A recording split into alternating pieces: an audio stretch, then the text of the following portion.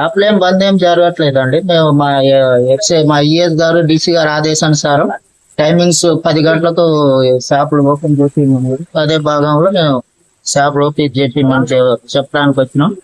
ఇంతకుముందు ఎమ్మెల్యే గారు 1 గంటకు దిమ్మని చెప్పారంట. అయితే మేము మా ఈఎస్ డీసీ గారికి కూడా వాళ్ళ దృష్టికి తీసుకెళ్లటం జరిగింది.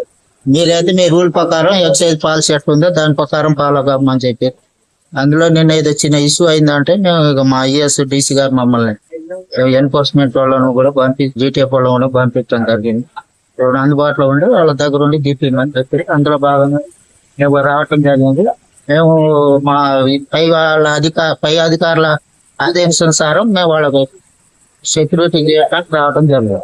సో ఈ వైన్ షాపుల మీద ఇబ్బంది అది వాళ్ళు ఏమైనా వస్తే అసాల్ట్ కేసు లాంటిది ఏమైనా ఉంటే మేము పోలీసులో కంప్లైంట్ చేస్తాం. వాళ్ళు ఎవరైనా బలవంతంగా వచ్చి ఏమైనా చేస్తే ఫర్దర్ గా మా ఈ పై అధికారుల ఇన్స్ట్రక్షన్ ప్రకారం మేము వాళ్ళ మీద కంప్లైంట్ చేయాల్సి వచ్చింది. మా రూల్ ప్రకారం ఫాలో కమ్మని చెప్పి ఉంటాం. మేము ఉండటానికే వచ్చింది.